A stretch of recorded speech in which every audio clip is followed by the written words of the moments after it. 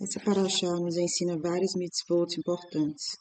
Paraxá Kedushim é uma das parashiot que tem mais mitzvot de toda a Torá. Elas são mitzvot importantes que dizem respeito a todos nós. Ame cada judeu, não se vingue, não roube e muitas outras mais. Moshe queria ter certeza de que cada judeu ouviria essa importante paraxá. Assim, antes de explicá-la, ele reuniu todo o povo, homens, mulheres e até mesmo crianças. Nós agora explicaremos algumas mitzvot dessa paraxá, mas não todas. Do contrário, paraxá Kedushim formaria um livro separado. É uma mitzvah que cada judeu seja sagrado. A Torá nos fala que vocês sejam sagrados porque eu, Hashem, sou sagrado. Como podemos cumprir a mitzvah de ser sagrados? Número 1. Um judeu se torna sagrado se ele cumpre as mitzvot da Torá e se afasta de tudo que a Torá proíbe. Número 2. Mas isto não é suficiente. A Torá quer que sejamos sagrados, mesmo quando não estamos rezando, estudando ou cumprindo uma mitzvah específica.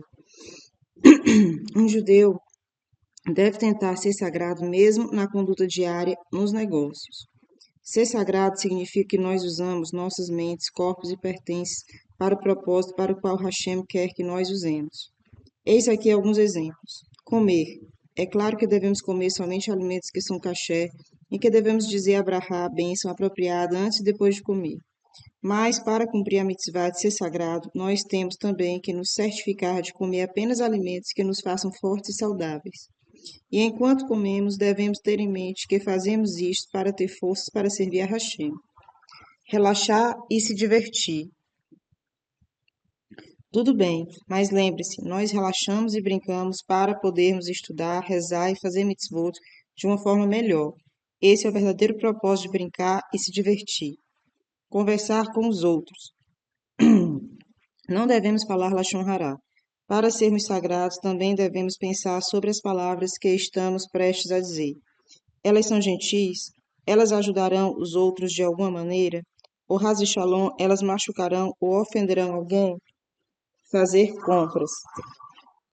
Devemos usar nosso dinheiro para bons propósitos, mesmo no caso de um dinheiro extra. Antes de comprar roupas, móveis ou utensílios, devemos dizer: eu realmente preciso do que estou comprando? Isso serve para um bom propósito?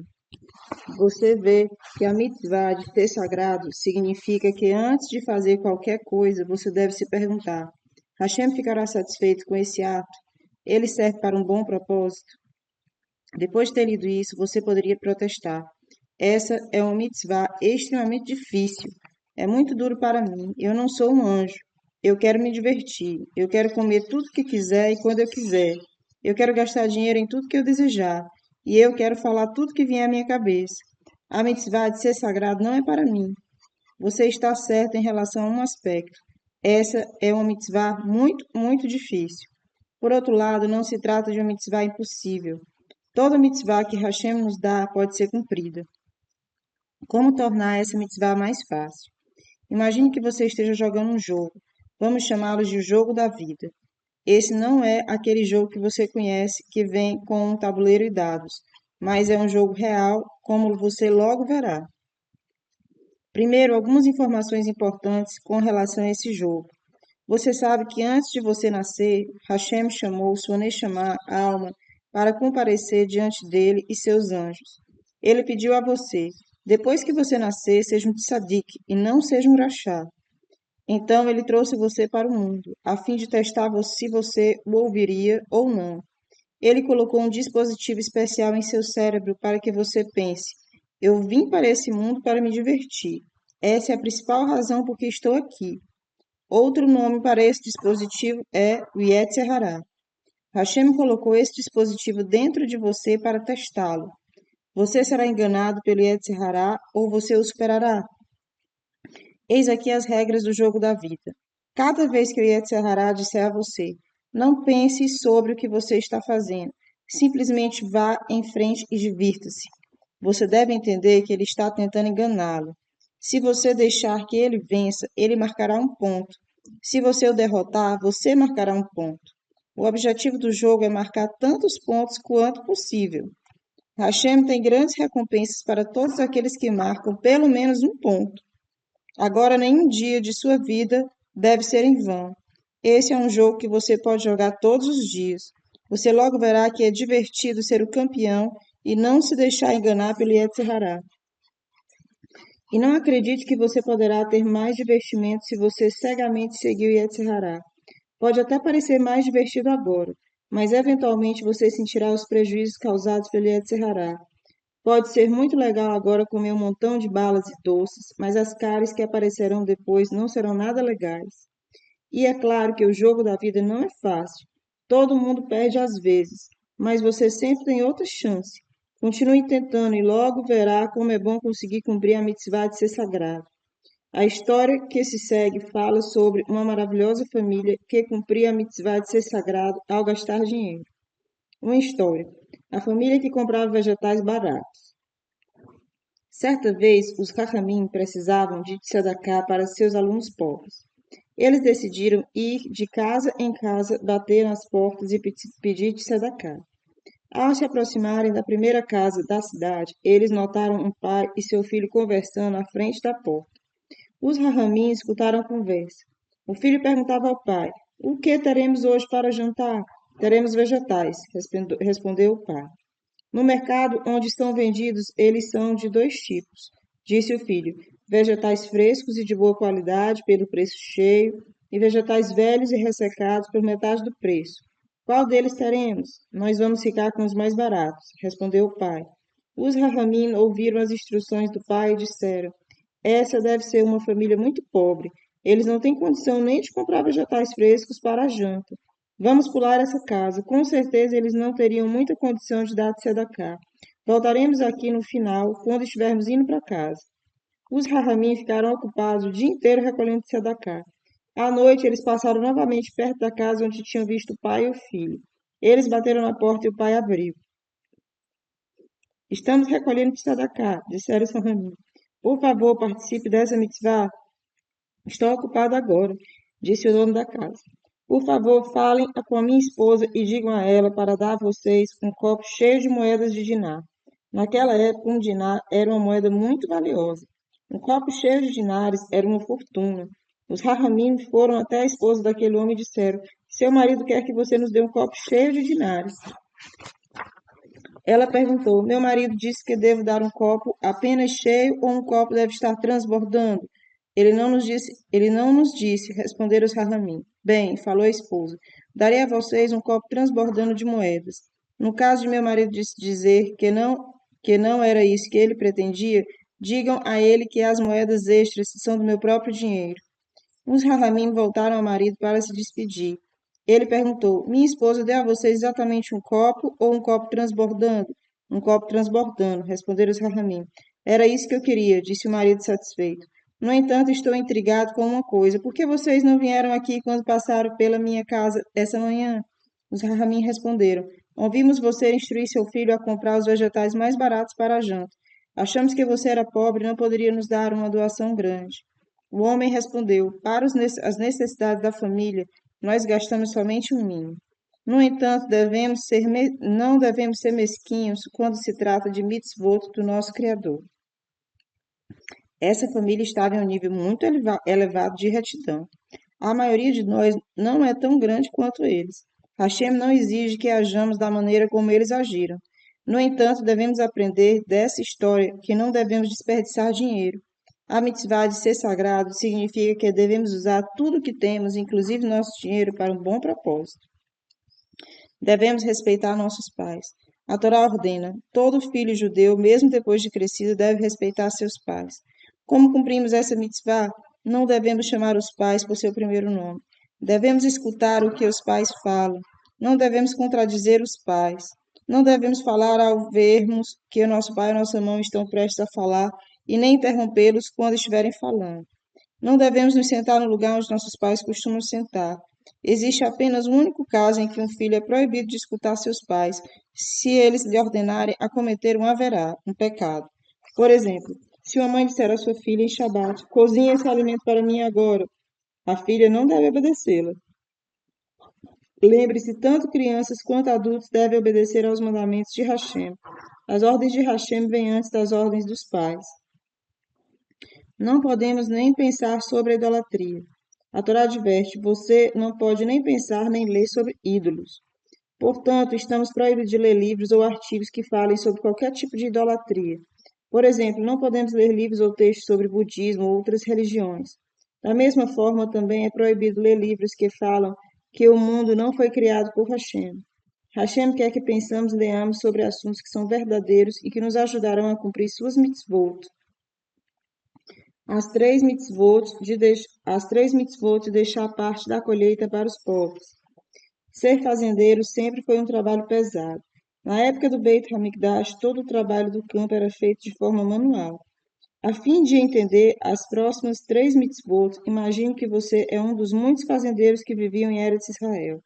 Na primavera, você se levanta antes do sol nascer. Depois da reza e de uma refeição rápida, você começa a preparar os campos para o plantio. Primeiro, as pedras e ervas daninhas devem ser removidas. A terra deve ser revolvida e preparada. Após semanas de trabalho árduo, você finalmente consegue plantar suas sementes no solo. Então você espera e imagina: será que as sementes brotarão? Será que Hashem enviará chuva suficiente? Haverá bastante luz do sol? Hashem manterá a plantação livre dos gafanhotos e de outros insetos prejudiciais? Todos os dias você reza para Hashem. Você pede que ele faça com que suas sementes cresçam. Você reza não somente por você, mas por toda a sua família. Sem os grãos que você plantou, sua família não terá suficiente para comer. Depois de vários e longos meses, a espera termina. Os campos de grãos estão repletos, como um mar de ondas douradas balançando no vento. Você finalmente está pronto para começar a colheita e ver o resultado do seu trabalho. Mas primeiro você reúne seus trabalhadores e lhes dá instruções especiais. Tomem cuidado, não colham os grãos nos cantos de cada campo. Hashem nos disse para deixá-los para os pobres. A mitzvah de deixar grãos no canto do campo do cultivo é chamada de peá. Você deve deixar a peá em cada um de seus campos. Você não pode deixar duas peot em um campo e nenhuma em outro. Quanto da colheita você deixará? Bem, depende. Se você for um generoso doador de tzedakah, você dirá aos seus funcionários: deixem aproximadamente a 40ª parte da colheita. Nossos Ramim fixaram essa quantidade como uma doação generosa. No entanto, se parecer a você que isso é muito a ser doado depois de tanto trabalho, você pode deixar a 50ª parte da colheita. E os Rahamim ensinam que você ainda cumpre a mitzvah de deixar apenas se deixar apenas a 60ª parte. Mas nesse caso você é considerado um avarento. Quando você está compartilhando sua colheita com os pobres, conforme Hashem ordenou, esta é verdadeiramente uma colheita alegre. Todos agora estão felizes, inclusive os pobres. Um judeu não pode dizer: eu deixarei que apenas meus parentes ou amigos pobres recolham minha peá, ou eu não quero estranhos. Qualquer judeu pobre pode recolher a peá. Hashem deu mais duas outras mitzvot para os fazendeiros em Eretz Israel que plantam grãos. Leket. Se enquanto você ou seus trabalhadores estiverem fazendo a colheita e uma ou duas espigas de grão caírem no solo, você não deve pegá-las de volta. Você deve deixá-las ali para o pobre pegar. No entanto, se você deixar cair 3 espigas juntas, elas pertencem a você e não ao pobre. Sheherá. Depois de cortar as espigas, você e seus trabalhadores as amarram em feixes. Você coloca os feixes no caminhão e os leva até o celeiro. Pode ser que você descuide de um feixe e deixe-o no campo. Se mais tarde você notar que um feixe foi esquecido, você não deve retornar para pegá-lo. Ele pertence ao pobre. Essa é a mitzvah de Shihachá, esquecer um feixe. Se você tivesse um vinhedo em Eretz Israel, você também teria que deixar a peá? A resposta é sim. E você também deveria deixar uma ou duas uvas que caíssem por engano, leket, bem como um cacho de uvas que você se esquecesse de pegar. Depois da colheita, sheherá. Também todos os cachos que ainda não estivessem maduros na época da colheita deveriam ser deixados para o pobre. Se você tivesse um pomar de oliveiras, você também deixaria peá? Sim, deixaria. E você também teria as mitzvot de leket e shihechá. Mas e se você plantasse vegetais em Eretz Israel, você também deixaria PA? Veja a resposta na seguinte história. Uma história. O homem que deixou uma PA em sua plantação de vegetais. Um homem tinha uma horta de vegetais. Quando os vegetais amadureciam e estavam prontos para serem colhidos, ele deixou a PA. Os pobres ficaram muito felizes ao saber disso e foram recolher os vegetais. O pai desse homem veio visitá-lo e viu os pobres pegando os vegetais na horta do filho. Que vegetais são estes que eles estão recolhendo? O pai perguntou ao filho. Eu deixei uma PA para eles. Ele respondeu. Você está cometendo um erro, o pai disse. Como você deixou uma PA, você não tirou o macê desses vegetais. De PA, nós não separamos macê. Portanto, os pobres comerão um alimento do qual o macê não foi tirado. Você está fazendo com que eles cometam um haverá, um pecado. O pai então gritou para os pobres: Por favor, parem de recolher esses vegetais. Meu filho não tirou a macê deles.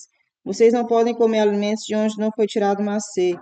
Venham comigo, eu darei a você o dobro dos vegetais dos quais o macê foi tirado, como presente. Somente não peguem dessa PA. O filho entendeu que havia cometido um erro e não mais deixou uma PA em sua horta de vegetais. A Torá nos adverte várias vezes sobre não roubar. Parashá Kedushim possui várias mitzvot que nos proíbem de roubar. Eis algumas delas. Não roube, porque essa mitzvah vem logo em seguida a mitzvah de deixar parte da colheita para os pobres. Como as duas estão conectadas? O dono de um campo é advertido: se você possui um campo e é muito mesquinho para deixar um PA, você está de fato roubando comida dos pobres. Não roube. E as pessoas pobres também são avisadas. Quando você recolher a leket, não roube. Se você vir que o dono deixou cair 3 espigas juntas, não as pegue. Elas não pertencem a você, elas pertencem ao dono do campo. Também, se você não é realmente pobre, mas recolhe a PA para conseguir comida grátis, você está roubando. PA pertence somente aos pobres. A Torá coloca não roube logo depois das mitzvot de Leket, Shishechá e PA, para indicar essas 3 advertências ao dono do campo e aos pobres. Um judeu não pode roubar nem mesmo uma moedinha. Ele também não pode pegar nenhum objeto de seu amigo, nem de brincadeira, mesmo que tenha a intenção de devolvê-lo mais tarde. E nunca devemos comprar nada de um ladrão. A seguinte história mostra por quê. Uma história. Porque não podemos fazer negócios com um ladrão. Certa vez havia um soberano não-judeu que fez a seguinte lei: se a polícia pegar um ladrão, ela deve libertá-lo. Mas se ela pegar uma pessoa comprando objetos roubados, esta deve ser sentenciada à morte. Essa lei é ridícula, as pessoas comentavam. Não seria melhor que o rei ordenasse que o ladrão fosse morto? O rei foi informado de que o povo estava zombando de sua nova lei. Ele anunciou: Todos estão convidados para vir ao grande campo atrás do palácio amanhã. Haverá um show muito interessante. Muitas pessoas se reuniram no campo no dia seguinte. Naquele campo vivia um grande número de doninhas. O rei ordenou aos seus servos: Ponham comida de que as doninhas gostam. Os servos trouxeram a comida e colocaram no campo. Imediatamente apareceram doninhas de todos os lugares, pegaram a comida e voltaram para suas tocas. Todos vocês voltem amanhã, mesma hora, mesmo lugar, o rei anunciou. Naquela noite, o rei disse aos seus servos: Encham com pedras as tocas das doninhas, onde elas normalmente colocam sua comida. No dia seguinte, depois que as pessoas estavam reunidas, o rei novamente disse aos seus servos: Tragam comida para as doninhas. Os servos trouxeram mais comida e as doninhas vieram buscá-la. Elas levaram a comida para suas tocas, mas não conseguiram colocá-la lá dentro. As tocas estavam lotadas. As doninhas levaram a comida de volta para o lugar onde tinham pego. Vocês viram, disse o rei. Os ladrões agem exatamente como as doninhas. Eles roubam porque sabem que há pessoas dispostas a fazer negócio com eles. Mas se eles souberem que ninguém comprará sua mercadoria roubada, eles pararão de roubar. Portanto, eu estou punindo todos aqueles que negociam com ladrões. Eles encorajam os ladrões a roubar.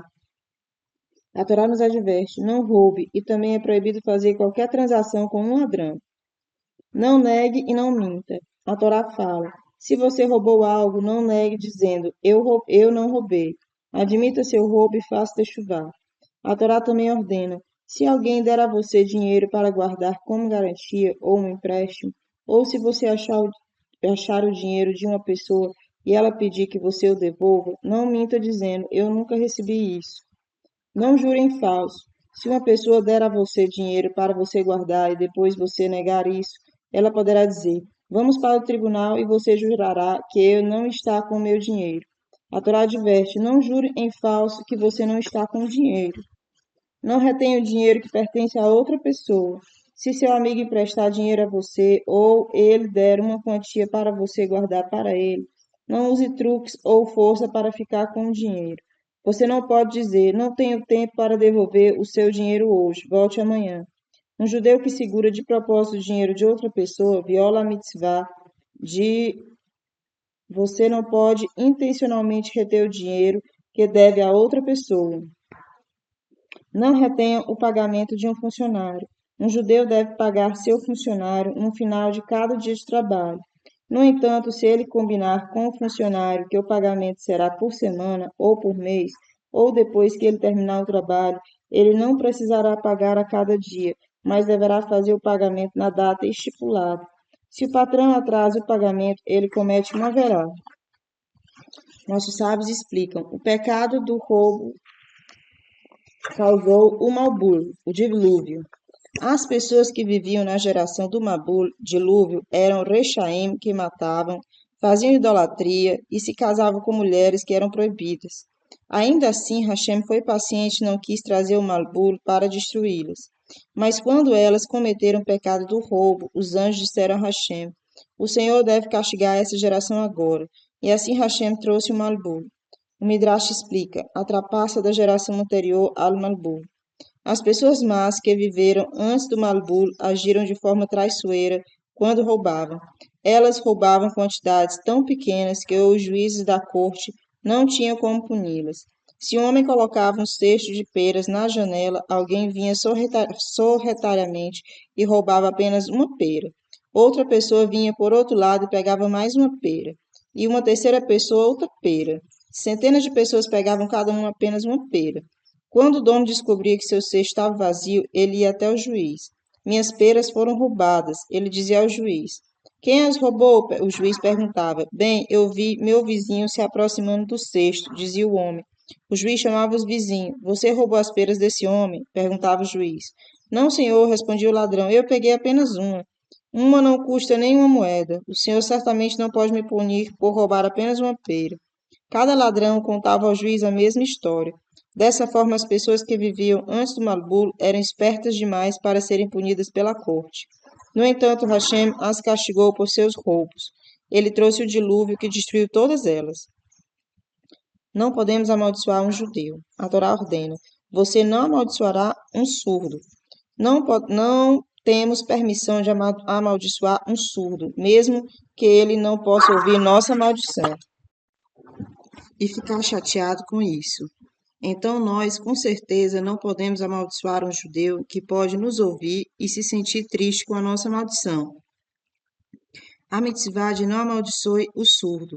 Bem logo depois da mitzvah de não retenha o pagamento de um funcionário. Qual a ligação entre as duas? Um trabalhador que terminou sua tarefa e não recebe o pagamento de seu patrão judeu ficará zangado. Ele pode querer amaldiçoar o patrão. No entanto, a Torá adverte: mesmo que você não receba seu pagamento na data certa, não amaldiçoe seu patrão.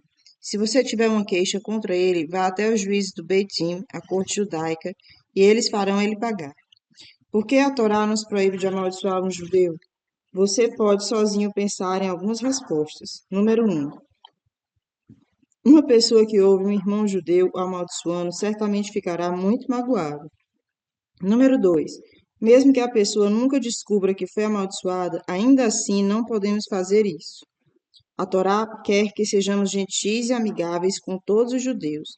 Não devemos desejar mal a eles. Número 3. Toda palavra que a pessoa fala tem um grande poder. Hashem pode concretizar a maldição. Então será a nossa culpa que um outro judeu foi punido. O Midrash explica o efeito de uma maldição. Você se lembra o que aconteceu quando Lavã foi atrás de nosso patriarca Jacó? Lavã finalmente o alcançou e gritou: meus ídolos desapareceram, por que você os roubou? Yaakov não sabia que havia sido sua esposa Raquel quem havia pego os ídolos de seu pai. Yaakov proferiu uma maldição.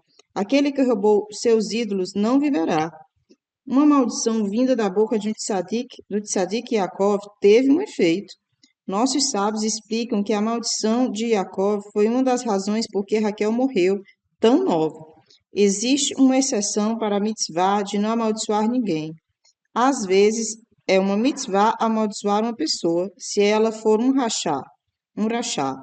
Quando nós mencionamos um rachá, seja ele um não-judeu, como Haman ou Hitler, ou um judeu, como Shabtai Tzvi, nós acrescentamos as palavras Yemar Shemo, que seu nome seja apagado. Ao amaldiçoar um rachá, nós mostramos que não temos nada a ver com ele e pedimos a Hashem que o castigue pelo mal que ele causou. Não podemos fazer outro judeu pecar dando a ele um mau conselho. A Torá nos ordena: não coloque um obstáculo na frente de um cego para que ele não tropece. Digamos que um menino está andando pela rua e vê um homem cego. Ele resolve se divertir. Ele coloca uma pedra na frente do cego para ver se o homem irá tropeçar ou não. Se o menino fizer isso, ele está cometendo um haverá, um pecado. A Torá nos proíbe colocar um obstáculo na frente de um cego. Essa mitzvah também se aplica se alguém chega e pede um conselho a você. Você não pode propositadamente lhe dar um mau conselho. A pessoa que pediu um conselho a você é similar a um cego. Se você o guiar pelo caminho errado, você fará com que ele tropece. Você fará com que ele cometa um erro. Por exemplo, Reuven pergunta a seu amigo Shimon: você já estudou para o teste de Rumash que o Rebbe nos dará na próxima segunda-feira? Eu já, responde Shimon. É difícil? Pergunta Reuven. Ou eu posso deixar para estudar no domingo à noite? Não estou com vontade de começar antes. Shimon pensa: se ele começar a estudar no domingo à noite, ele não terá tempo de estudar tudo e eu tirarei uma nota melhor. Assim ele fala: oh, não se preocupe, é uma paraxá fácil. Você pode tranquilamente estudar no domingo à noite. Shimon cometeu um haverá de fazer com que um cego tropece. Ele de propósito enganou Reuven. Eis um outro exemplo. Raquel diz a Leia, uma menina da sua classe: seus sapatos novos são muito bonitos. Por favor, me diga onde você os comprou para que eu possa comprar um par para mim também. Leia pensa: eu tive tanto trabalho procurando em todas as lojas até encontrar esses sapatos, e ela simplesmente vai me copiar. Eu não quero isso. Então ela responde: não perca seu tempo indo até a loja onde comprei os sapatos. Eu acho que eles não têm mais desse tipo. Eu comprei o último par. Quando você dá um conselho a uma pessoa, essa não sabe se você pretende ajudá-la ou enganá-la. Ela não pode ler seus pensamentos, mas há alguém que pode ler sua mente, Hashem. Ele adverte você. Aconselhe os outros judeus de maneira honesta, ou eu punirei você. Por exemplo, você não pode oferecer comida não kasher a um outro judeu fazendo pensar que se trata de comida kasher. Ele pode acreditar em você e comer um alimento não kasher. Nesse caso, você terá cometido a haverá de fazê-lo tropeçar. Da mesma forma, você não pode levar um colega de classe a se comportar mal ou desrespeitar o rebbe ou o professor. Você também não pode fazer com que os seus irmãos e irmãs desobedeçam seus pais. Se você os fizer tropeçar, você cometerá uma haverá. A mitzvah de perdoar outros judeus que não se comportam como deveriam. Você sabia que você é um juiz? Eu não sou, você responderá. Eu não faço parte de um Beit Din, corte judaica. Isso é verdade, mas de qualquer forma você é um juiz. O dia inteiro você julga seus amigos, seus colegas de classe, todos aqueles que encontra. Você decide em sua mente se o comportamento deles é gentil ou grosseiro, inteligente ou sem sentido, certo ou errado. Nossa Sagrada Torá nos dá uma maravilhosa mitzvah que podemos cumprir várias vezes por dia.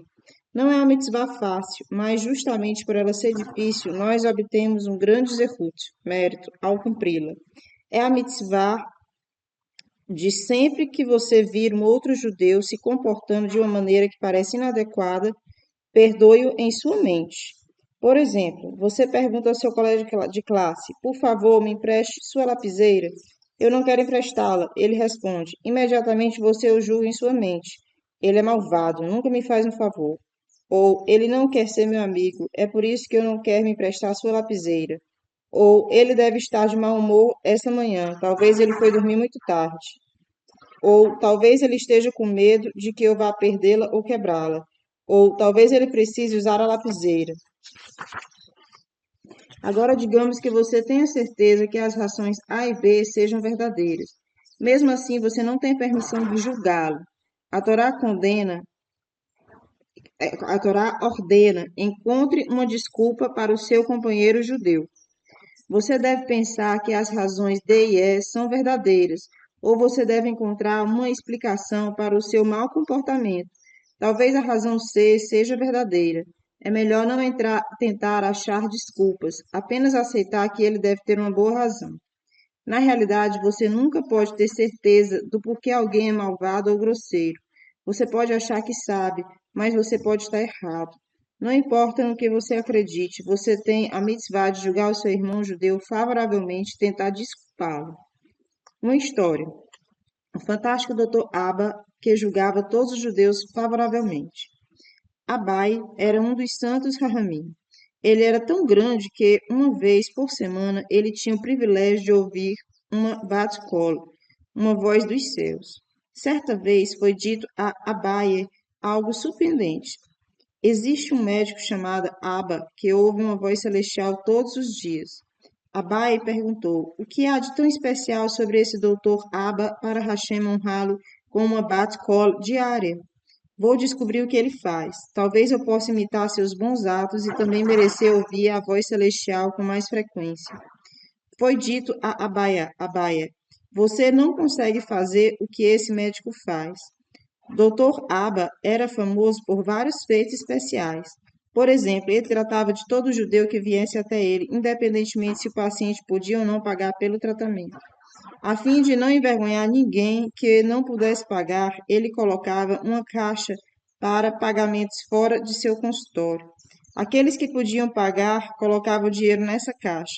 Os que não podiam não colocavam nada.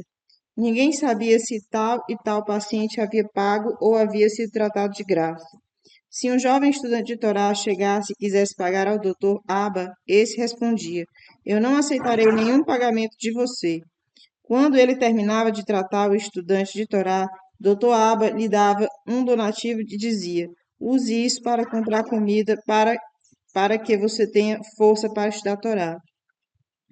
O sábio Abai foi informado disso e de várias outras coisas maravilhosas sobre o Dr. Abba. Será ele realmente de Sadiq assim tão grande? Disse Abai. Eu mandarei 2 alunos meus para testá-lo. Os 2 alunos viajaram até o Dr. Abba e disseram: somos alunos do sábio Abai. Por favor, entrem, disse Dr. Abba. Eu servirei algo para comer e beber e vocês podem passar a noite aqui. O médico não sabia por que esses alunos tinham vindo até ele. Ele não fez nenhuma pergunta, mas sim os tratou muito bem. Quando eles estavam prontos para ir dormir, ele lhes entregou belos cobertores de lã para que não se sentissem confortáveis. Na manhã seguinte, depois que os alunos se levantaram, eles dobraram seus cobertores, colocaram sob seus braços e foram embora com eles. Dr. Abba não disse nada. Ele não correu atrás deles gritando ladrões. Ele simplesmente deixou que fossem embora. Os alunos foram direto para a praça do mercado. Eles pararam em um lugar onde sabiam que o Dr. Abba passaria e ficaram esperando por ele. Enquanto o doutor passava, eles mostraram os cobertores e disseram: estamos vendendo esses cobertores, você quer comprá-los? Imagine o que faríamos se estivéssemos no lugar do Dr. Abba. Provavelmente ficaríamos muito irritados e gritaríamos para os alunos: que chutzpah, que audácia! Primeiro vocês roubam meus cobertores e agora quero vendê-los de volta para mim. Vocês deveriam ter vergonha. Mas o Dr. Abba não ficou irritado. Ele apenas olhou para os cobertores e disse: acho que eles valem 100 moedas. Talvez eles valham mais. Os alunos argumentaram, achando que eles valem 150 moedas. Muito bem, disse Abba. Eu os comprarei de vocês por 150 moedas. Ele abriu sua carteira para pegar o dinheiro. Agora os alunos decidiram terminar o jogo. Você tem certeza, sabe que esses cobertores são seus. Eles disseram ao médico: Você com certeza sabe que esses cobertores são seus. Disseram ao médico: O que você pensou de nós quando nós o pegamos? E o que você pensou quando nós oferecemos para vendê-los a você? Eu, Raza Shalom, não pensei mal de vocês, disse o Dr. Abba. Eu julguei vocês favoravelmente. Eu imaginei que talvez vocês foram mandados por seu Rebbe para libertar alguns prisioneiros judeus. Vocês precisavam de uma grande soma de dinheiro para pagar os captores. Ontem à noite, vocês não quiseram me pedir muita de tzedakah, por isso pegaram os cobertores assumindo que eu não me importaria com em dá-los. Os alunos disseram: Obrigado por ter perdoado o nosso mau comportamento. Nós, de fato, tínhamos uma boa razão para ter pego seus cobertores. Nós fomos instruídos por nosso Rebbe, que nos disse para testar você. Agora queremos devolvê-los a você. Oh, não, disse o Dr. Aba. Eu não os aceitarei de volta. Eu já decidi no meu pensamento doar esses cobertores para Tzedakah. Os alunos voltaram para seu Rebbe, Abai, e lhe contaram como o doutor Aba agiu. Agora Abai entendia por que esse médico merecia ouvir uma bate-colo todos os dias. Ele era realmente um tzadik excepcional. A recompensa por julgar os outros favoravelmente. Eis aqui uma das recompensas por desculpar o mau comportamento dos outros. Quando Hashem fica zangado conosco, os anjos também encontrarão desculpas para nós. Se comemos nosso cereal pela manhã sem recitar a brahá, a bênção apropriada, ou sem pronunciar as palavras com clareza, o anjo acusador imediatamente se manifesta. Ele cometeu um haverá. Mas outro grupo de anjos protesta. Deixe-o em paz, não o condene. Ele está correndo para pegar o ônibus para Yeshivá. Ou ele está cansado porque ficou acordado até tarde estudando Rumash. Todos nós gostaríamos que os anjos justificassem nosso mau comportamento, não é mesmo? E eles farão isso, mas somente se tratamos nossos irmãos judeus da mesma maneira. Não podemos espalhar histórias. Eis aqui outra mitzvah que devemos cumprir constantemente. A Torá adverte: não saia por aí espalhando histórias sobre os outros. Duas mitzvot estão incluídas nessa advertência. Número 1. Não fale Lashon Hará sobre os alunos, os outros. Lashon Hará é um comentário sobre outra pessoa que é verdadeiro, mas que não é bonito. Vejamos alguns exemplos. Itzacar é atrevido com o Rebbe. Daniel não quis me emprestar sua bola. Essas afirmações são Lashon Hará. Se fizermos declarações desse tipo, estaremos transgredindo a mitzvah de não espalhar histórias sobre os outros. Se você quiser reclamar, apenas diga: alguém me empurrou, alguém não quis me emprestar a bola. Não mencione nomes e não dê pistas sobre quem a você se refere. Número 2. A mitzvah tem um segundo significado. Não relate a uma pessoa o que a outra falou sobre ela. Você não deve fazer isso, mesmo se o que a pessoa falou era verdade. Isto é chamado de reshiliut, fofoca. Eis um exemplo de coisas terríveis que reshiliut pode causar. Avrumi se encontra com Ishtsi. Avrumi diz a ele: Esse Shabat eu vi Yankee, seu colega de classe, na reunião de Shabat. Ele me disse que você é sempre o último a ser escolhido quando vocês vão jogar futebol. Avrumi falou Reshiliut. Itzi não tem permissão de acreditar nele, mas digamos que ele sim acredite. O que acontecerá a seguir? Da próxima vez que Itzi encontrar Yankee na escola, ele gritará com ele. Qual o problema? Pergunta Itzi. Yankee. Itzi diz, Avrumi me contou que você disse que eu não sou um bom em futebol. Agora Itzi está falando Reshiliut. Ele está cometendo um haverá. Yankee fica envergonhado e mente. Eu nunca disse isso. Itzi, você é um mentiroso. Ele me falou claramente que você disse que eu não sou bom em futebol. De novo, Reshiliut. Vamos até ele perguntar. Os dois vão até Avrumi. Itzi pergunta a ele: Não é verdade que você me contou que Yankee disse que eu sou o pior jogador de futebol da classe? Yankee fica vermelho de tanta vergonha. Itzi acabou de cometer uma terrível verá. Ele envergonhou outro judeu. Yankee: Eu disse algo, mas não exatamente isso. Eu quis dizer que às vezes você é escolhido por último, mas não sempre. Itzi para Yankee. Você admite que disse algo sobre isto. Eu nunca mais acreditarei em nada que você disser. Itzi envergonhou Yankee e falou Lashon Hará sobre ele. Agora você vê por que a Torá proíbe o Reshliut. Para se manter afastado dessa haverá, número 1, não conte a ninguém o que os outros falaram sobre ele.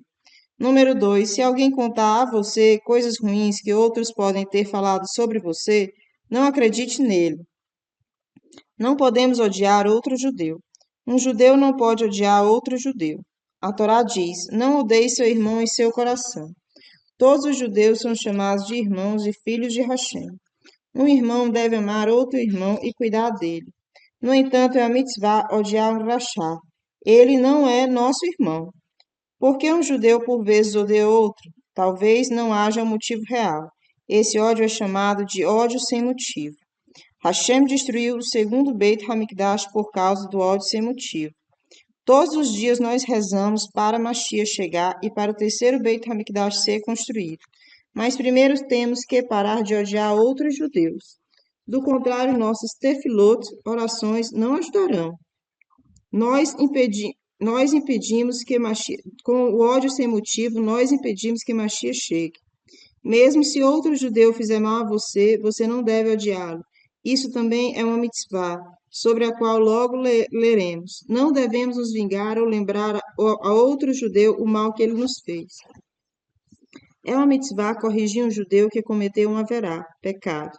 Se você vê seu amigo cometendo um haverá, a Torá ordena que você lhe mostre o caminho correto. Cada judeu é responsável um pelo outro. Se um judeu peca, é uma mitzvah para outro judeu ajudá-lo a corrigir seu comportamento. Por exemplo, você está na casa de um amigo em Shabat e cai água no chão. Seu amigo começa a secar o chão com um esfregão. Esse trabalho é proibido em Shabat. Portanto, você tem a mitzvah de dizer a ele de uma maneira gentil. Talvez você não tenha percebido, mas não podemos usar o esfregão em Shabat. O ponto mais importante sobre essa mitzvah é como fazê-lo. Ninguém gosta que lhe digam que ele está fazendo algo errado. Isso é especialmente verdadeiro se você o insulta ou envergonha pela maneira como fala com ele. Portanto, seja cuidadoso sobre a maneira como irá corrigi-lo. Nunca fale com ele na frente de outras pessoas. E sempre pense primeiro, como eu gostaria que falassem comigo se eu estivesse cometendo esse erro. Se outra pessoa entender que você está tentando ajudá-la, ela ouvirá você. Às vezes, a ajuda começa com palavras do tipo: nosso Rebbe disse que a pessoa não deve, ou eu também não sabia direito sobre isso, mas alguém me disse que é errado. Não podemos nos vingar. A Torá nos ordena: não se vingue. O que é vingança? Um exemplo. Sara não emprestou sua bola para Rivik. Um tempo depois, Sara pediu emprestada a bola de Rivik. Rivik diz: não, você não me emprestou a sua, então eu também não emprestarei a minha. Isso é proibido pela Torá. Um judeu que se vinga age como o açougueiro na história a seguir. Uma história. O açougueiro que se vingou de sua mão. Era um dia quente de verão. O açougueiro estava em sua loja cortando grandes pedaços de carne. Ele pensava sobre o banho gelado que tomaria quando acabasse o trabalho. Mas enquanto sua mente vagava, sua faca escorregou de sua mão. De repente começou a jorrar muito sangue de sua mão esquerda. Por engano, ele havia cortado seu dedo médio. O açougueiro ficou muito bravo. Sua mão direita estúpida, ele gritou. Por que você me cortou? Eu me vingarei de você. Ele ergueu a faca com a mão esquerda e cortou seu dedo médio direito. Esse açougueiro não é um tolo? Ele agiu de forma ridícula. Ao cortar uma das mãos por ela ter ferido a outra, ele feriu seu corpo ainda mais. Um judeu que se vinga de outro age de maneira tão ridícula quanto o açougueiro da nossa história. Todos os judeus formam um corpo. Um depende do outro. Se nos vingamos de outro judeu, nós, no final, estamos ferindo a nós mesmos. É como uma mão cortando a outra. Não lembre ao irmão judeu o mal que ele lhe fez. A Torá não apenas nos proíbe de nos vingarmos, nós nem podemos lembrar a outro judeu o mal que ele nos fez. Exemplo 1. Naftali precisa de ajuda com sua lição de casa. Ele pede a Yossi que o ajude, mas Yossi não quer. Na próxima vez que Yossi pede ajuda a Naftali diz: eu, na verdade, não deveria ajudar você porque você não me ajudou quando eu precisei, mas eu serei bondoso com você. Naphtali está proibido de falar assim, isso é, lembrar a outro judeu o mal que ele fez a você. A Torá ordena: não guarde em sua mente o mal que alguém fez a você. Se ele não agiu certo com você, diga isso na hora, e então esqueça o assunto. Exemplo 2. Ruquier está zangada com sua irmã Raya. Ela esconde a mochila da Raya. No dia seguinte, Raya esconde a mochila da Ruquier. Isso é vingança e é proibido. Ruquier reclama e Raya lhe devolve a mochila. Você vê, ela diz, eu sou mais boazinha que você. Eu estou devolvendo sua mochila. Ela transgrediu a mitzvah de não lembrar a outro judeu o mal que ele fez, a você. As mitzvot de não se vingue e não se lembre a outro judeu o mal que ele fez a você são mitzvot difíceis de serem cumpridas, mas justamente por elas serem difíceis, a recompensa é muito especial. Uma história. Como Ravi Una foi recompensado por sempre perdoar os outros. Ravi Papa escutou de um dos Rahamim, Rav Yuna, que estava muito doente. Eu devo visitá-lo e cumprir a mitzvah de Bikur Cholim, visitar o doente. Ele pensou. Quando Ravi Papa entrou na casa de Ravi Una e viu o sábio da Torá doente, ele ficou muito triste. Ravi Una estava fraco e sua face estava tão pálida que Ravi Papa notou que ele não viveria por muito tempo. Ravi Papa disse então à família: ele tem muito pouco tempo de vida. Preparem as roupas para o seu funeral. Enquanto Rav Papa se preparava para sair, ele ouviu algo surpreendente. Rav Una está se sentindo melhor. Ele se sentou na cama. Rav Papa mal podia crer nisso, parecia um milagre. Mas era verdade. Poucas semanas depois, Rav Una estava completamente curado. Rav Papa ficou muito feliz com isso, mas ao mesmo tempo se sentia mal por ter dito à família de que Rav Una iria morrer. Eu sei que ele estava próximo da morte, pensou ele. Foi realmente um milagre ele ter voltado à vida. Vou descobrir o motivo. Da próxima vez que Rav Papa se encontrou com Rav Yuna, ele perguntou: você sabe a razão por que você se recuperou? Rav Yuna respondeu: Hashem havia decretado que eu deveria morrer. E de fato eu estava próximo da morte. Mas então eu ouvi ser dito nos céus que Hashem acrescentaria mais anos à minha vida, porque sempre que um judeu me insultava ou se comportava mal comigo, eu sempre o perdoava. Nós vemos dessa história que, se perdoamos os outros, nós somos recompensados nesse mundo, e certamente no Olam Rabá. A história seguinte mostra que, ao perdoar os outros, não somos apenas nós que ganhamos, mas todos os judeus. Uma história. Por que Hashem enviou a chuva para Rav Akiva? Na época do primeiro e segundo Beit HaMikdash, os judeus em Eretz Israel eram fazendeiros. Depois de plantar os grãos, eles esperavam pela chuva para fazê-los brotar. Às vezes Hashem não mandava a chuva quando ela era necessária. Isso era um terrível infortúnio. Quando os grãos não cresciam, as pessoas passavam fome. Todos os judeus rezavam por chuva. Se ela não viesse, os Rahamim decretavam dias especiais de jejum. Em um desses dias de jejum, os judeus se reuniram para rezar. Eles chamaram o sábio Rabi Eliezer para liderar a tefilá. Talvez Hashem enviasse chuva pelo zehut, mérito desse grande homem. Rabi Eliezer rezou 24 brachot, bênçãos. Ainda assim, não havia uma nuvem sequer no céu. Nenhuma gota de chuva caiu. Assim o povo pediu a Rabi Akiva que se aproximasse. Rabi Akiva foi para a frente da multidão e suplicou: nosso Pai, nosso Rei, somente o Senhor é nosso Pai. Nosso Pai, nosso Rei, não temos nenhum outro Rei senão o Senhor. E ele continua a rezar: nosso Pai, nosso Rei, implorando a Hashem que enviasse a chuva. Você sabe o que aconteceu? O céu se encheu de nuvens, começou a chover, o povo festejou. Hashem havia aceitado seu jejum e suas tefilot. As pessoas comentavam umas com as outras: por que nenhuma chuva caiu quando Rabi Eliezer rezou? Rabi Akiva deve ser um Talmid Raham maior. Mais uma voz dos céus falou: vocês estão errados. Rabi Akiva não é maior que Rabi Eliezer. Eu atendi Rabi Akiva porque ele tem um zehut, mérito especial. Ele sempre ignorava quando era insultado e perdoava todos que são bons com ele, que não são bons com ele. Existem vários tzadikim famosos que perdoavam aqueles que os insultavam ou lhes faziam mal. Yosef. Seus irmãos planejaram matá-lo e o venderam como escravo. Yosef, no entanto, não se vingou deles. Pelo contrário, ele forneceu comida para eles e suas famílias por toda a vida. E é por isso que ele é chamado de Yosef Hatzadik. Moshe. Os judeus frequentemente insultavam e irritavam Moshe. No entanto, ele sempre rezava pelo bem deles para Hashem. O rei Davi, ele era tão humilde que quando um homem chamado Shimi ben Gerá o amaldiçoou, ele disse a seus servos: Não o castiguem.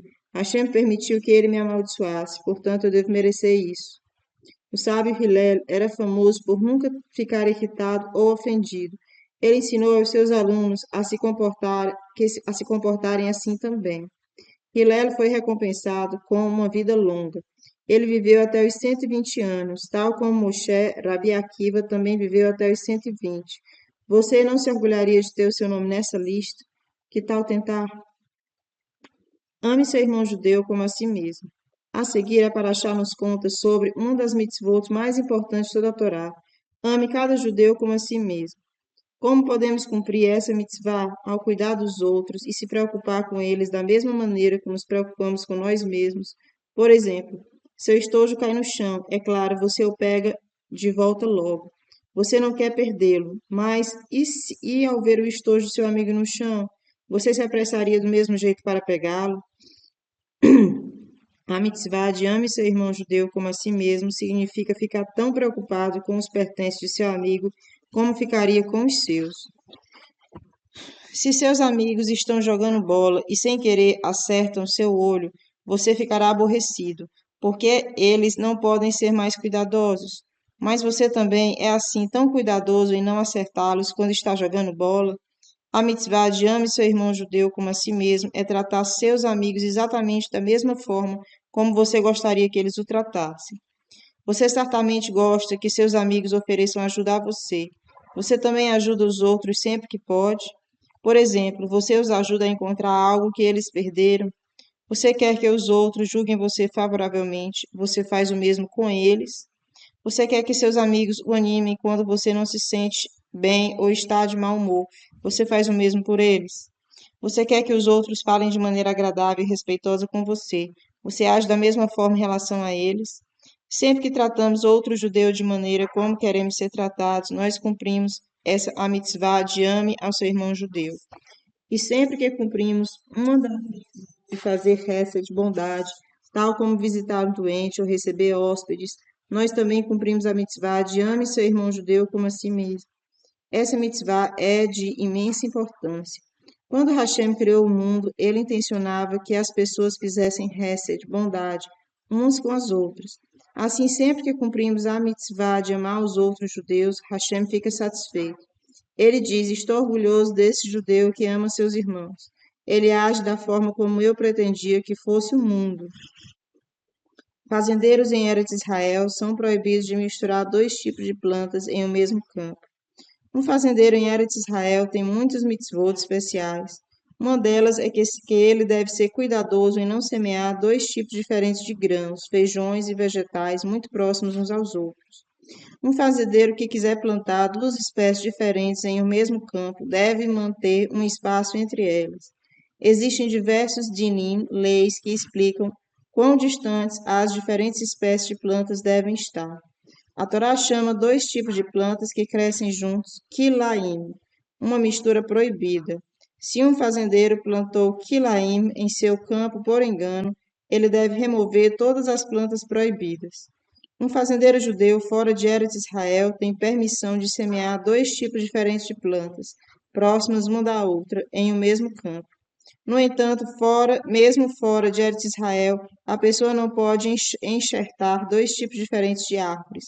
Enxerto significa pegar um ramo de uma árvore, digamos que uma macieira, e colocá-lo em uma ameixeira, por exemplo. Não podemos usar roupas que contenham chátnez, uma mistura de lã e linho. A Torá também proíbe outra forma de mistura.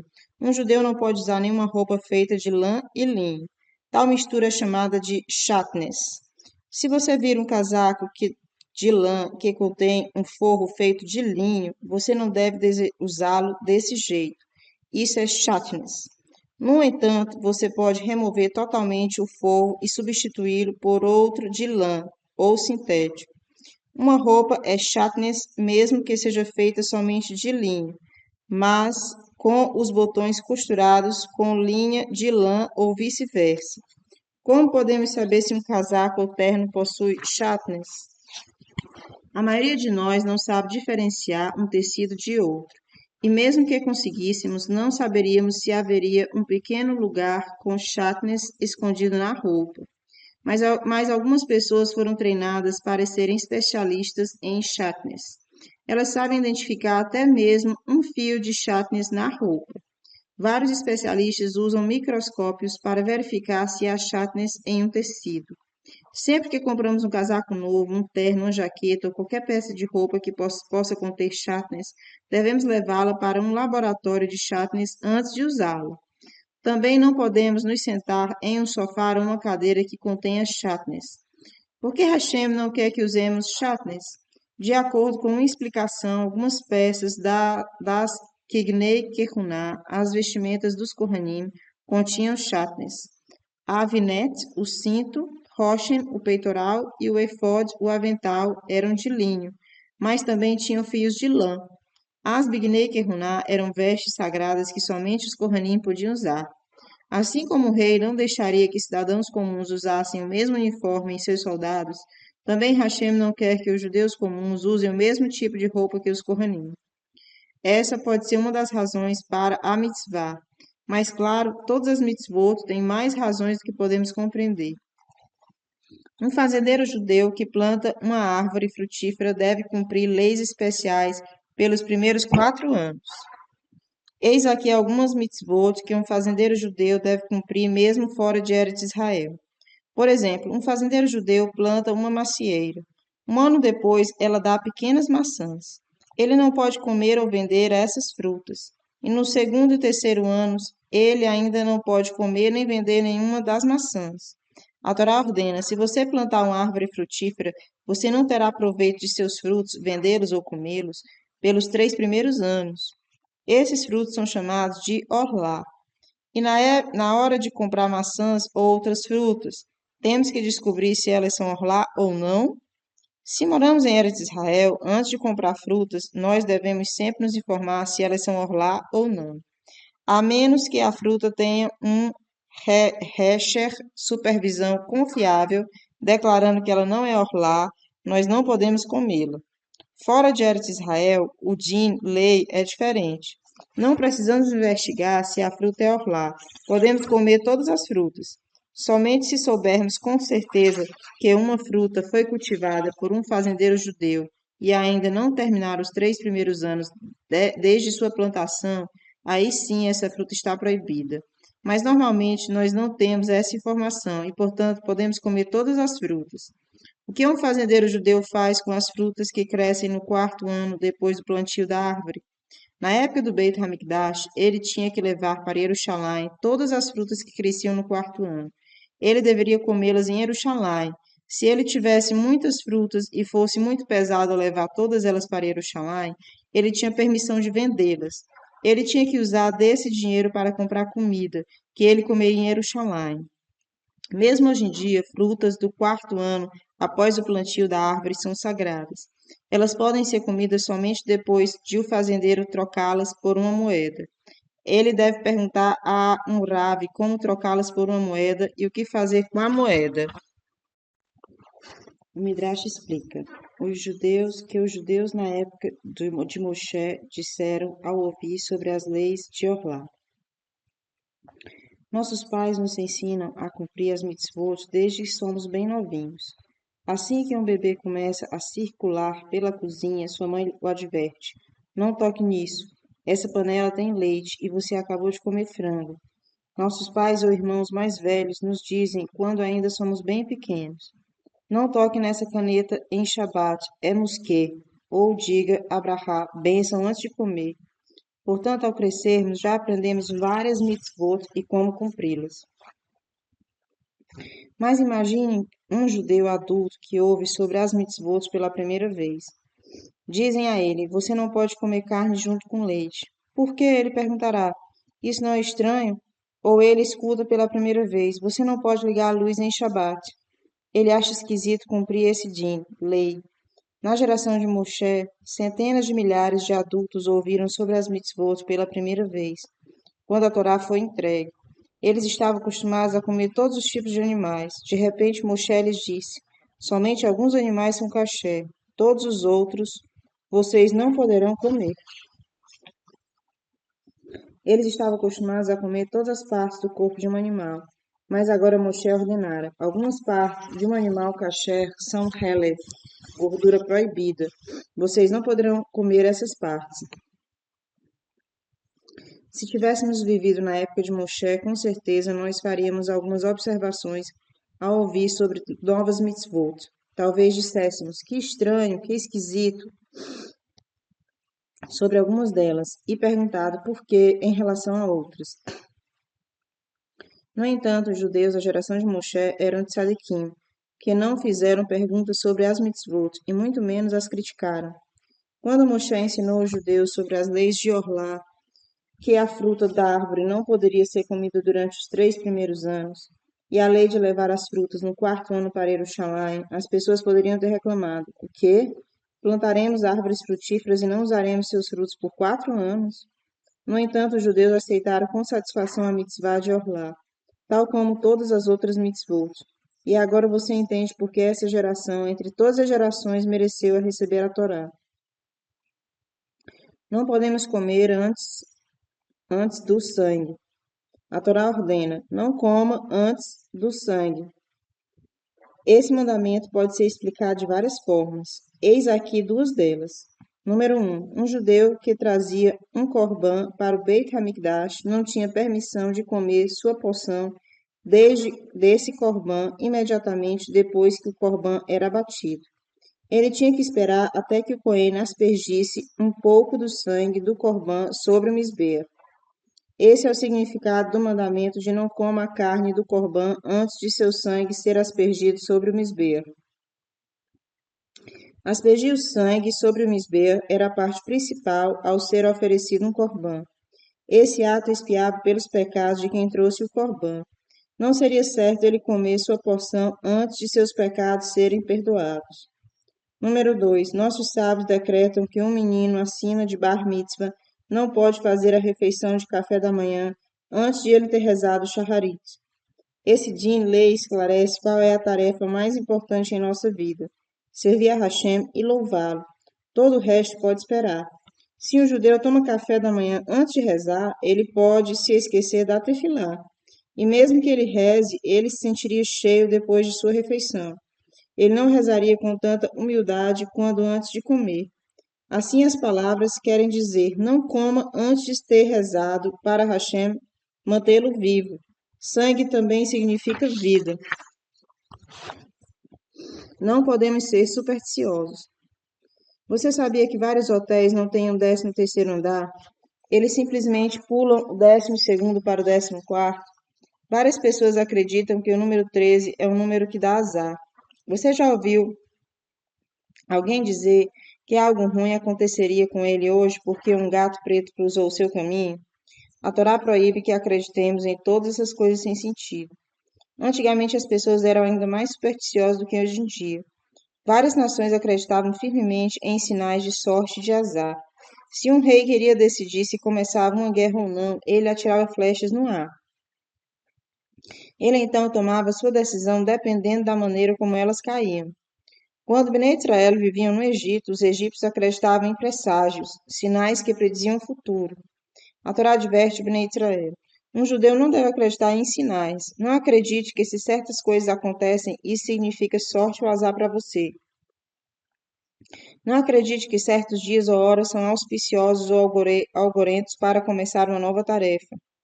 Devemos acreditar na verdade. Somente Hashem decide o que acontecerá conosco no futuro. E não importa o que ele decida, nós sabemos que isso será o melhor para nós. O menino ou homem judeu não pode cortar suas peúde.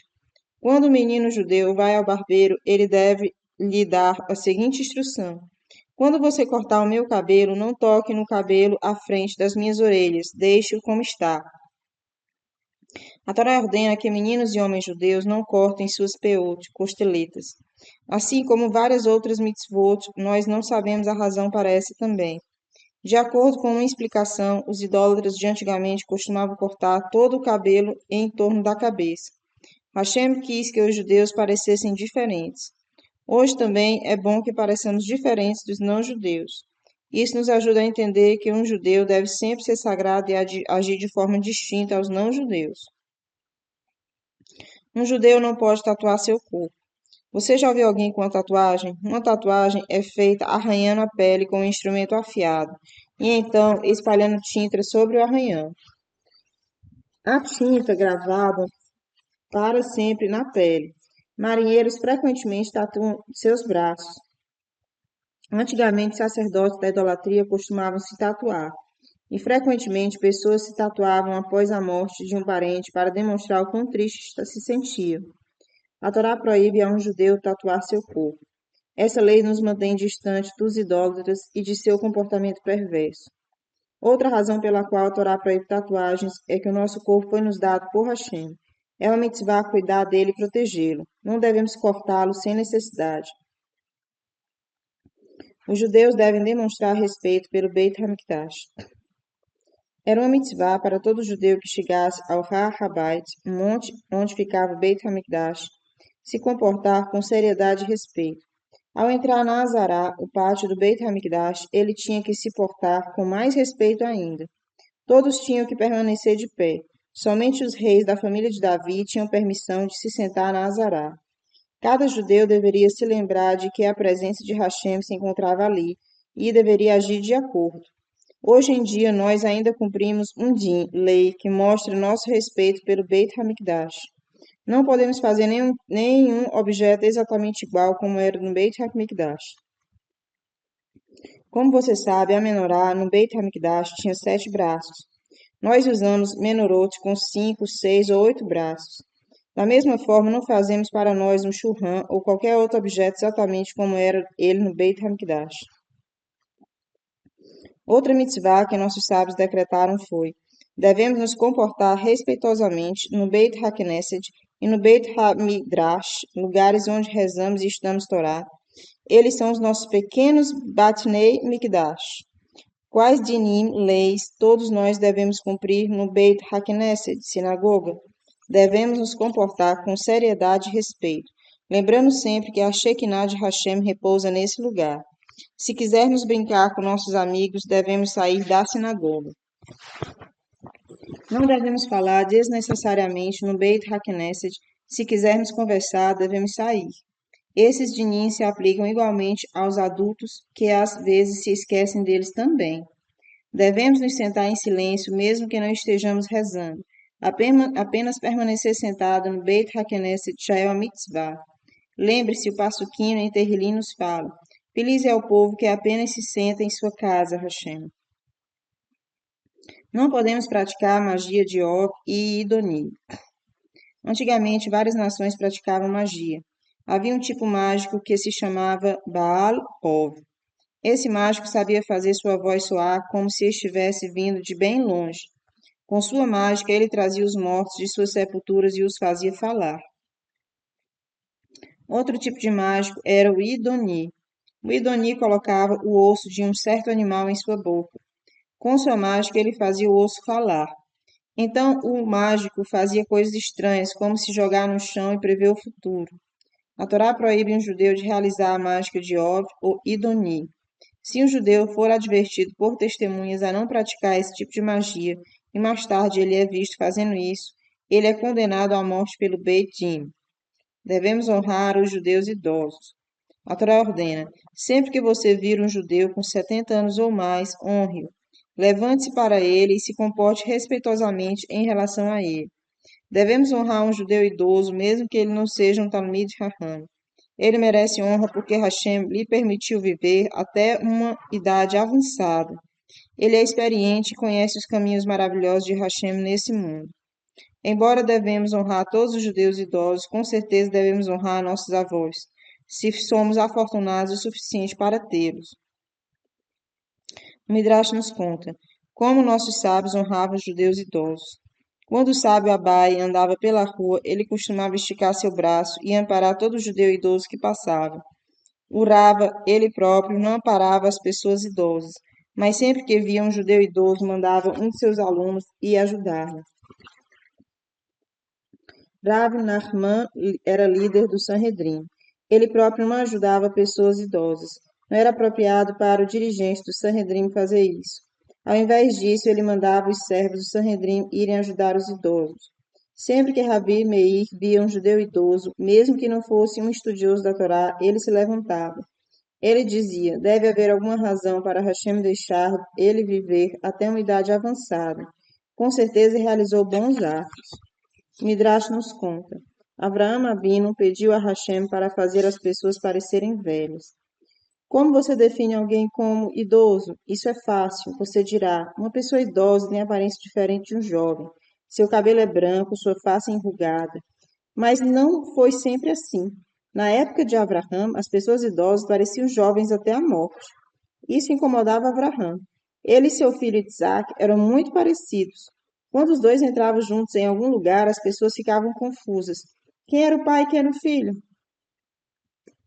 Avraham pediu a Hashem: por favor, faça os idosos ficarem diferentes dos jovens. As pessoas não sabem se honram a mim ou a Isaac. Às vezes, por engano, elas confundem Isaac comigo e o tratam com honrarias. Isso faz com que ele se sinta mal. Se as pessoas aparentarem a idade que têm, elas terão a honra que merecem. Hashem respondeu: Avraham, você falou bem. Eu farei com que você pareça velho. De agora em diante, todos os idosos terão uma aparência diferente das pessoas mais jovens. De repente, a aparência de Avraham mudou. Seu cabelo preto esbranqueceu. As pessoas ficaram surpresas porque nunca haviam visto ninguém com aparência de velho. Logo, todas as pessoas idosas aparentavam a idade que tinham. Todo mundo se acostumou com isso. Assim, quando vemos um judeu de cabelo branco, devemos saber que isso é, na realidade, uma coroa de Hashem. Hashem lhe dá essa honra como sinal para que nós o honremos. Devemos honrar os Talmidei Chachamim, estudiosos da Torá. A Torá chama um Talmid Chacham de Zaken, idoso, mesmo que ele ainda seja jovem. Porque ele estudou Torá, ele é sábio, ele é tão sábio quanto uma pessoa idosa. Assim a Torá nos ordena: honre todo Talmid Chacham, seja ele jovem ou velho. Nós nos levantamos para um Talmid Chacham, nós fazemos com que eles andem à nossa frente. É claro que cada aluno deve honrar seu próprio mestre de Torá ao máximo.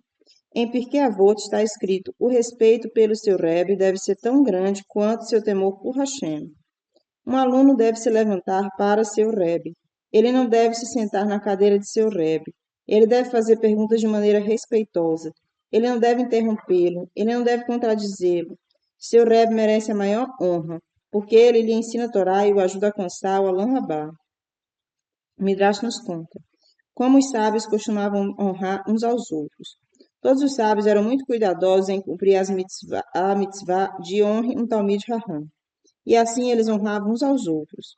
Quando Rabi Eleazar saía da presença de seu Rebbe, Rabi Yonatan, ele saía de frente para ele, sem lhe dar as costas. Ele achava que não era bonito virar de costas para seu Rebbe. Ele andava assim até não avistar mais Rabi Yohanan.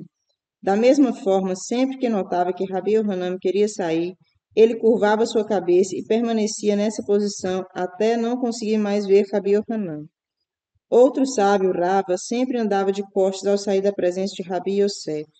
Rabi Yosef era cego e não sabia a diferença, mas por respeito a ele, Rava saía de costas de todo jeito. Embora Rabi Yosef não pudesse enxergar, alguém lhe contava sobre o comportamento de Rava. Ele deu a Rava uma bênção. Agora você é um Rosh Yeshivá, diretor de um Yeshivá na nossa cidade. Pelos erros de sua mitzvah, você tornar-se-á um Rosh Yeshivá em outra cidade também. Não podemos trapacear em pesos e medidas. Se você pesa ou mede uma mercadoria que você quer vender, a Torá adverte: tenha balanças e instrumentos de medição exatos. Você já viu uma balança antiga? Elas tinham dois pratos. Em um prato, o comerciante colocava pedras, cada pedra tinha um certo peso. No outro prato, ele colocava mercadoria com o mesmo peso. Se ele marcava uma pedra com as palavras 1 quilo, mas ela de fato pesava menos de 1 quilo, o freguês sempre recebia menos que 1 quilo de mercadoria. As balanças computadorizadas já são usadas em quase todo o mundo. Os comerciantes colocam os produtos na bandeja da balança e o peso aparece automaticamente no computador. Ainda assim, se o computador não for exato, o comprador será enganado. Assim, seja qual for o tipo de balança ou objeto de medição usado por um judeu, a Torá lhe ordena: certifique-se que ela é exata. Se você trapacear, seu cliente jamais poderá saber. Mas existe alguém que conhece tudo, ele punirá você. Hashem considera o uso de balanças falsas uma das piores averot. Um judeu que usa uma balança inexata é considerado como se tivesse transgredido todas as mitzvot da Torá. A diferença entre a nação judaica e as demais nações. Você leu nessa paraxá sobre as várias mitzvot importantes. Você pode cumprir algumas delas todos os dias. Quando Moshe explicou a paraxá, Bnei Israel ouviu atentamente. Depois que Moshe terminou, ele disse em nome de Hashem: Eu, Hashem, dei a vocês todas essas mitzvot para que vocês sejam sagrados. Se vocês, a nação judaica, agirem diferente das outras nações, então vocês serão meus. Eu salvarei vocês das dificuldades. No entanto, se vocês não se comportarem como uma nação sagrada, eu permitirei que seus inimigos ataquem vocês. Eu não salvarei vocês da mão dos inimigos. Nós vemos que nós vemos de Parashá Kedushim que Hashem quer que vivamos diferentemente das outras nações. Nós, judeus, devemos viver a fim de agradar Hashem e não somente para comer, beber e proporcionar prazer ao nosso corpo. Isso faz de nós uma nação sagrada.